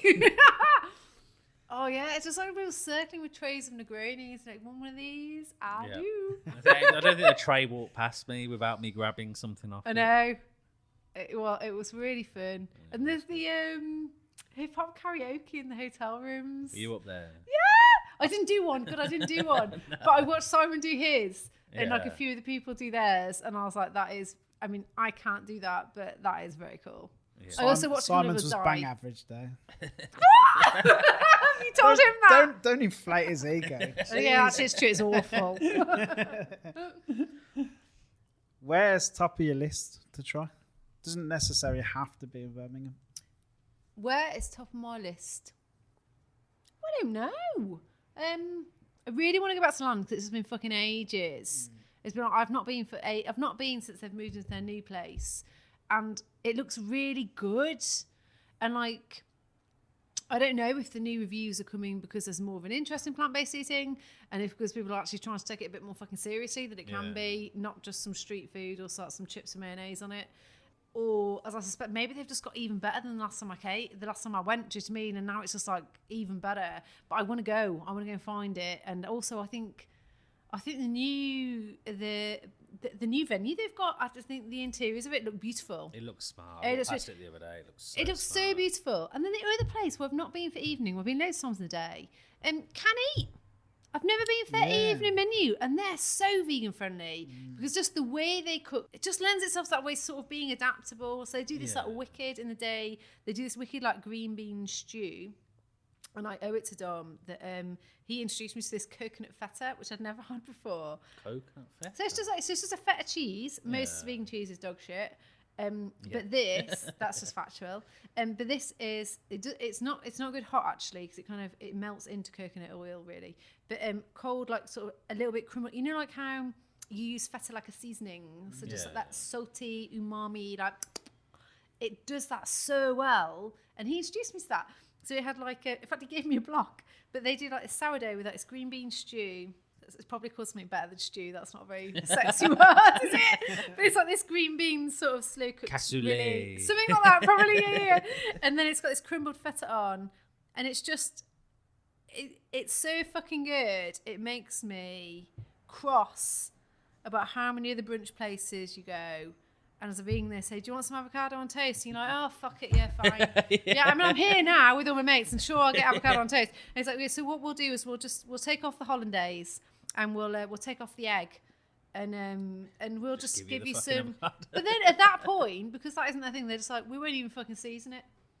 Yeah. And you're like, okie dokie, I'll take it, but I'm not fucking coming back. It's like it's quite shit. Yeah, so it's totally different. Like so I want to go to Can Eat for dinner because their daytime stuff is just fucking delicious. Yeah, I've been on the daytime. We've been for pop-ups there, haven't we? Never been for I've dinner. never been just for their normal food. And obviously the bar has something lunch. That's a definite 100% the bar. I feel like Can Eat. Sometimes with something that's been there so long, you kind of like. Criminally, you kind of overlook it. I do, and also, do you know why I overlook it as well? Because I fucking eat Vietnam. Yeah, and that isn't fair because it's there, and just because they're next door to each other, there's fucking 300 other restaurants over there, so I shouldn't do that. I get searched. I'm like, eat Vietnam, because I fucking love like Southeast Asian food. I'm like, Like me and Dave always used to travel around Southeast Asia before we had kids. Yeah. So we went to Thailand and Vietnam and Malaysia, and those flavors just fucking speak to me. Yeah. Salty, spicy, coconutty, sweet, like all that it's my bag, like a lot. I've got to admit, Verbena draws me in quite a lot. So I want to go to Verbena, but they don't have any vegan food. So I feel like if they did a vegan menu, I'd be on it like a. Yeah, I mean it's like Verbena's fantastic. Is it not vegan? Is it just a vegetarian option they have at the end? I keep looking at their menus and there's nothing. It's not like. So also that's fine, didn't we? It's not. No one owes it. You made your fucking choice. Yeah, no one owes it to you to make you your special menu. But I do always look just in case they are. The menu's tiny as well, isn't it? It's like free or free. You know what I mean? Free starters, free mains. Yeah, I love that as well because that's like the confidence in that I love. Do you know what I mean? It's like I'm always, any sort of large menus, everyone's suspicious of a large menu, isn't it? Unless it's like a Chinese dim sum thing. But like any like normal, you just need to go little. Just do your little things brilliantly. Just do a few of them super good. So everything you get's ace. It's like when you get that curry menu for the door and you're looking and you go, oh, they do Chinese food. Oh, they do Thai food. It's Indian place. Wow. And you're like, they do it all. This is all going to be dog shit. I'm obsessed with the chicken and waffles from Chance's. You're a big fan. Right, that is another place. So for me, like that's not something I'd eat because of like what it is. But my kids were going to lose their fucking minds. They're going to lose their minds when I take them there because of the fish sauce, and then they do it with like the cream, don't they? Yeah. And my daughter, so my youngest daughter, it's just she just doesn't give a shit about meat. I cook meat and fish for my kids. Like if they request it, like I'll cook it and stuff. I probably not as much as maybe all the families who eat meat, but I do cook it for them. That's fine, but not lamb because it stinks. But that's just true. But like salmon and stuff like that. Bertie just doesn't fucking care. She's like, give me a slab of cheese and some new potatoes. I'm good. Rose. Oh, that does sound good though. Yeah. But like Rose is like a die-hard carnivore. Like she'd sell possibly her own finger, definitely to a mine for a lamb chop. She fucking loves it. She loves the meat. Yeah. Like I got her her own. She's fucking starving. She's got a physical. She's got a big appetite. So she's not old, but she's got a big appetite, and she's always fucking doing stuff. And I got her her own like adult burger here, and she lost her fucking mind. She was just like, hold that. No, hold my calls. I'm busy. And she'd got rid of it before I'd got down with cauliflower bites. So where was I going with that? We were talking about Chances. Yeah. So I need to take her for the fried chicken because she'd fucking love it. She would and love the fried Butts chicken. can have like the waffles and fish sauce, and I can get coffee. That's fine. I'm good with that. They do them beignets as well. Have you seen beignets? They're like them little pillows that are like donuts. That's one thing. Oh. So Bertie wants the beignets with the fudge dipping sauce. Rose needs the chicken waffles. But basically, I need to get my ass down there because the girls would live it. Actually, really funny story. So, like, I had a stall next to Cassie, who makes all the sweetmeat stuff at Independent Birmingham, and we were hanging out, and I was actually trying to persuade her to stay with me drinking, and she was like, "You're bad news, and I don't meet many people who are into something more bad than I am, and I do want to say, I'd not known it before." And she's like, "I do want to say, but I can't because I think she's not had a baby." And I was hungry, and I bought some stuff from her stall and ate it. And it was really, really good. Then later in the day, I ate some more, and I was like, "This fucking peanut brittle, Jesus Christ, man, it's good." And she's like, I was like, "I just don't know how you get it to taste so good as a vegan peanut brittle." And she was just like, "Who the fuck said it was vegan? It's half a pound of butter in that." And I was like, "What?" I don't know. There was no point had anyone. I just made an assumption from nowhere. And so I say I'm vegan, but fucking hell, I'd eaten a lot of butter that day, and it was really good. Yeah, butter is good, to be fair. Butter is good. Butter does make things taste really amazing, Yeah. like really, really good. But she was just looking at me like, "How the fuck could that be vegan?" And I was like, I just sort of wished it. I just wished Please that it be was. vegan. And I'd eaten like loads of it because it was so good. Was there anything else you wanted to? I have something you want to bring up that's coming up. Honestly, I've got nothing to plug or anything. Like I've just sort of Buy the doing Tories nothing. Lie t-shirt. There you go. That's a plug. You can still buy them, can't you? Tories lie bad t-shirts. They fucking do. They're still they lying. only get worse. Even if Lying. you're listening to this podcast in a year's time, They're still fucking 2023, lying. they're You still can lying guarantee to go it. and buy the Yeah. t-shirt. Yeah. Boris Johnson will still be the Prime Minister. No, he probably Oh won't. God. No, he But will. then- He Don't won't. depress No, he people, won't be What Prime price Minister. do He'll we be get if he Emperor leaves? Boris Johnson or some This is shit like this is my beef about the sort of Partygate. It's like, did he have the party? It's obviously we all fucking knew he had the party, but then it's like, oh, oust him, oust him. I say, but it's like, well, what's the fucking prize? We Yeah. just get Pretty away with Patel. millions. You've It's won like- another Tory. Yeah, it's like, Pretty well, it's Patel. Rishi Sunak, you know, he's fiscally. I was like, fuck you, You've won a Rishi Sunak, you billionaire. twat. Yeah, don't fucking come to me with your £200 loan. Fuck off. Yeah, so buy that T-shirt. So buy the T-shirt, be And as angry as seriously, I am. the money goes to Trust or Trust, did you say? £5 for yeah. every T-shirt goes to Trust or Trust. So we've done $4,000 so far. Yeah, And very good. yeah, I do a saw bit us more. bring the No Bab t-shirt. Yes. Oh yeah. That was fun. Yeah. So I'd not long been going when I went and speak to Alex about that. Alex, good friend of the show. I can imagine that. I like saying this, friend of the show. It'd be like, Zoe, I love the yes bab, but it's a little bit too positive. Too positive. That's almost exactly how it went down. So I went in to meet him and we had like a little chat and I'd come up with these ideas and he was just like, yeah, I just think, yeah, they're a bit positive. And so we talked about it. And so we came up with No Bab and did something really, really simple. And it really suited the thing because Alex, isn't he? He's a contrary fucker. And he's like, maybe a bit less. I feel like he's probably softened a bit recently, but he got a lot of kicks from sort of doing a bit of poking, didn't he? And actually, he's a really generous, kind person who does fucking loads for Sifa and barely fucking mentions it. Do you know what I mean? And he introduced me to Sifa. I wasn't familiar with him before. But yeah, we worked on that and that's been fucking brilliant. Look, he introduced me to lots of people actually. When we first did that, like I didn't have as many people following what I was doing as I do now. And it was really, really helpful. That was. And it was lovely to work with him because he's a funny fish. Yeah. Oh, we love him. Absolutely. He's Highly fantastic. intelligent, like just Very, very clever. Smart fella, very clued up. Yeah, and like it doesn't take himself too seriously. Yeah, and does a lot really for the people. Really, I don't think it comes a very, across very how funny he kind is as soul. well. I don't think it ever comes across, but he's very funny. to He's very talk to. funny. He is Really nice fella. Yeah, I agree. I completely agree. He's probably not happy about us calling him a nice fella. no. I mean, He'd He'd be like, Yeah. don't fucking tell people that. There'd be I remember walking in.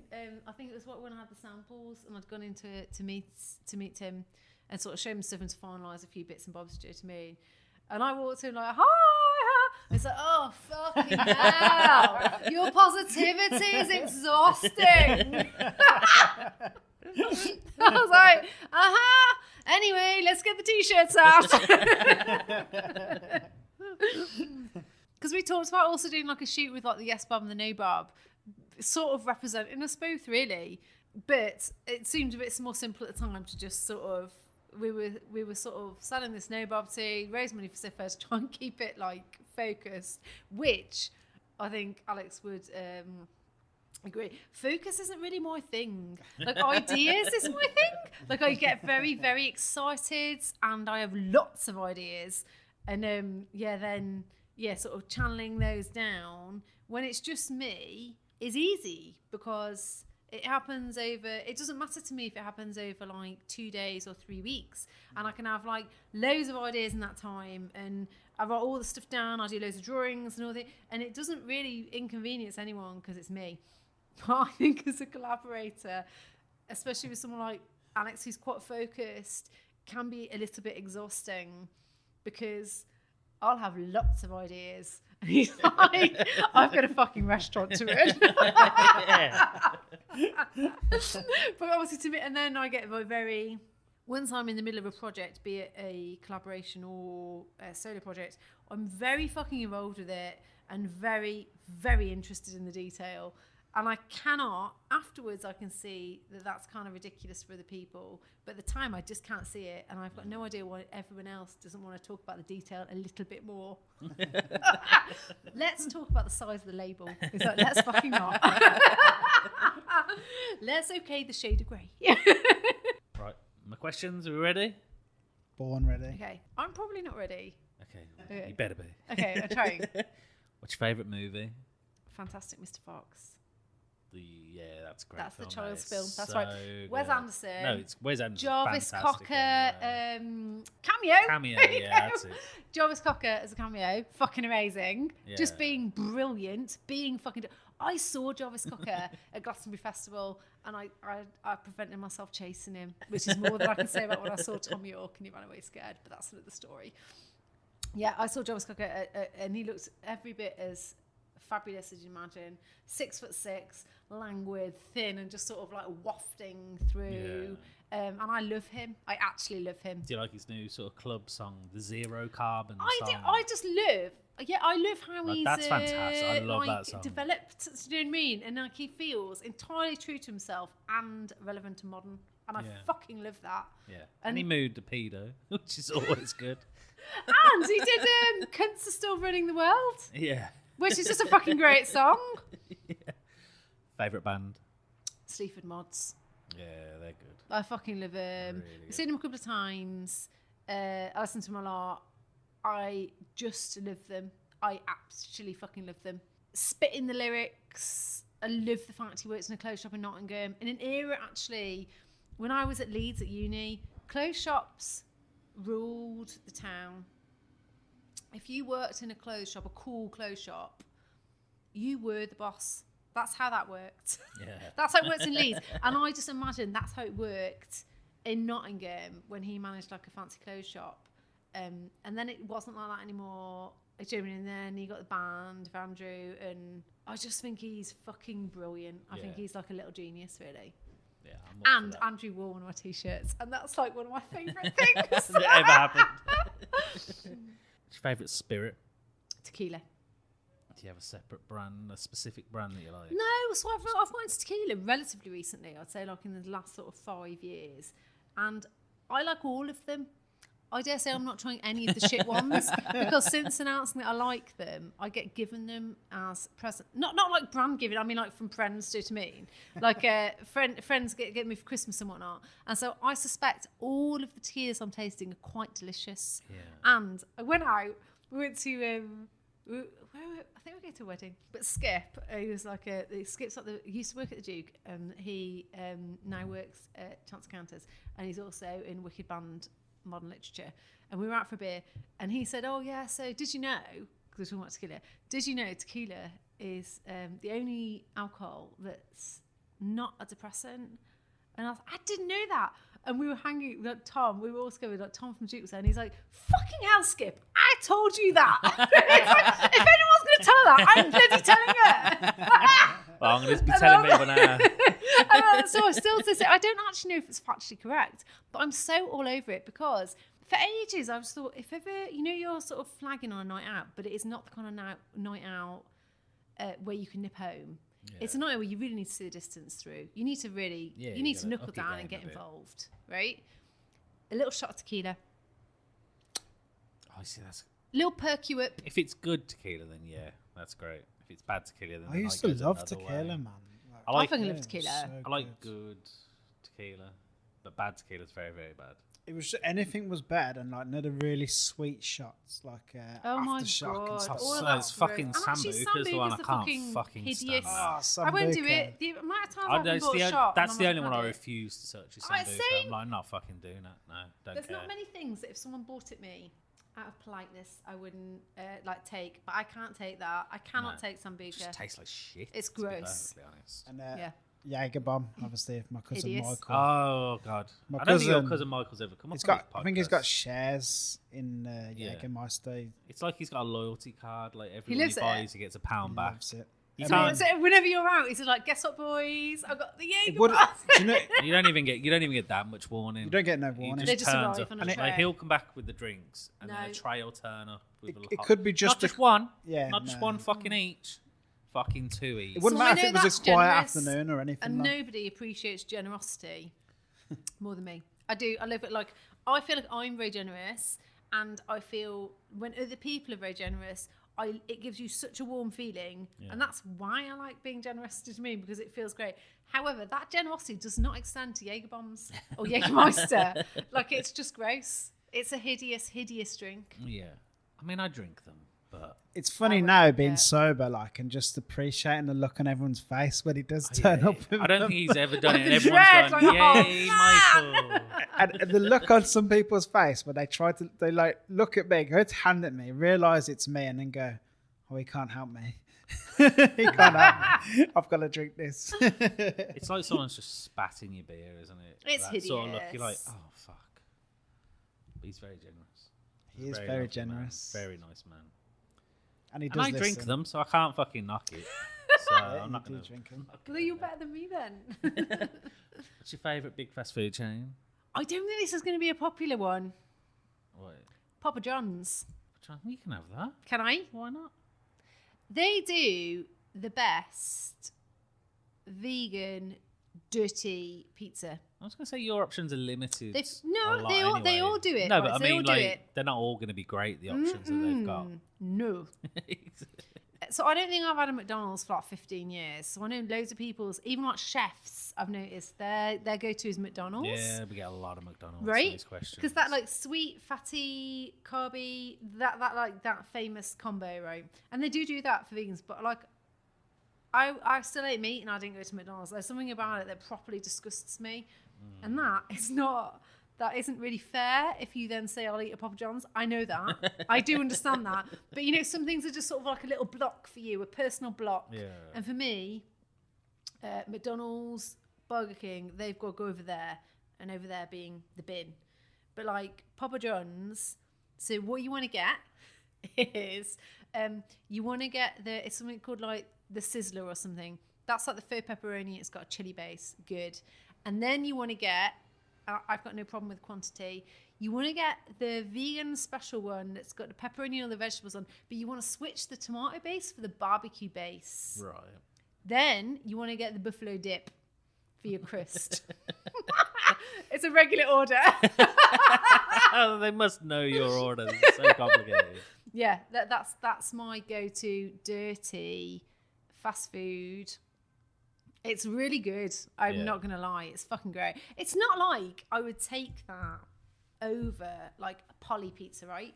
Polly pizza fucking amazing, actually. I didn't mention them before, but I love them. It's not like no, actually, it's a lie. Sometimes I would. It's just entirely different. Like, I feel like that sort of dirty pizza, and then someone like Polly doing like an amazing like artisan sourdough blistered delicious. They're just fucking not.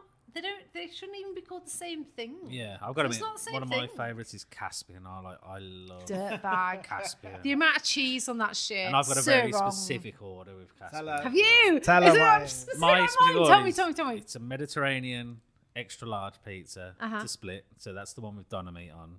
Wow. I get added jalapenos on it. Yes. A side of chips and a side of chicken strips. And that's just your order That's every just time. Every time. Yeah. And I respect there that. seriously isn't much that beats that as far as I'm concerned. I respect And I'm aware your- that it's shit. Yeah. Like, I know when I buy it. I know when I'm eating it. I know when I see it the next day, and I How can much joy throw do it you through a feel fucking though? window if I How wanted much to. joy? It's just perfect. Quite a lot of joy. It's perfect, yeah. And that's what I'm here for. And even my wife is like, I managed to convince her once that this is the greatest food on the planet. Because I was like, is there anything else when you're pissed that you'd want?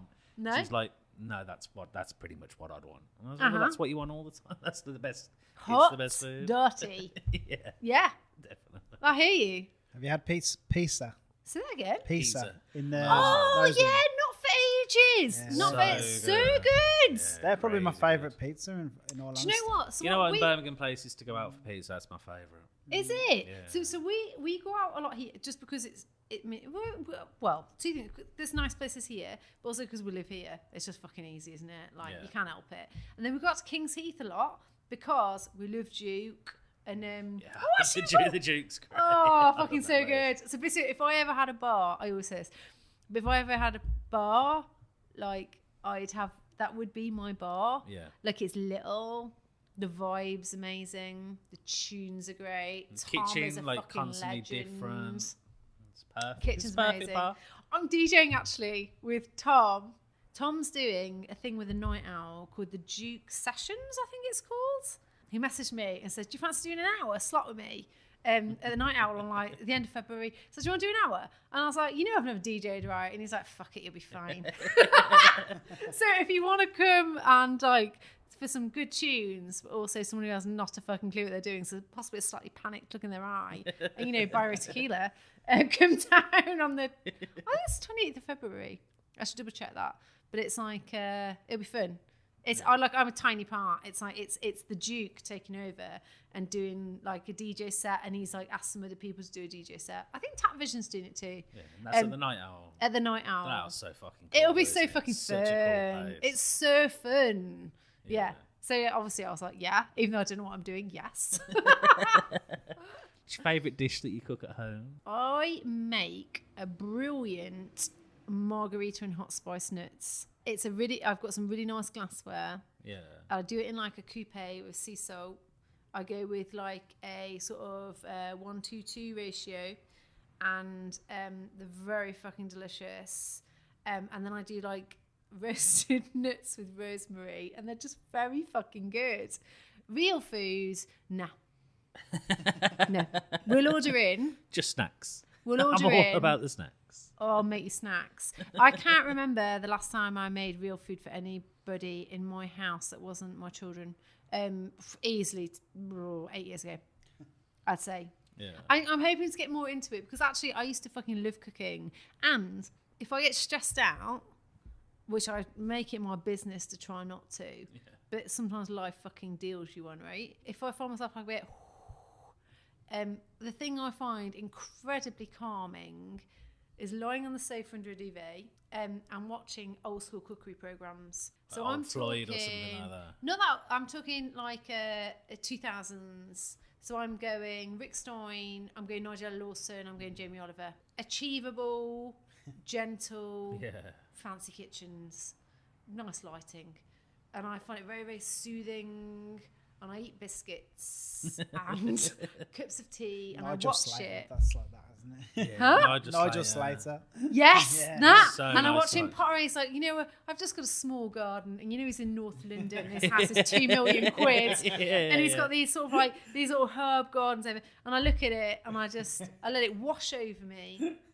I know it's not real, and that's fine, but I let it wash over me, and I think it kind of reminds me.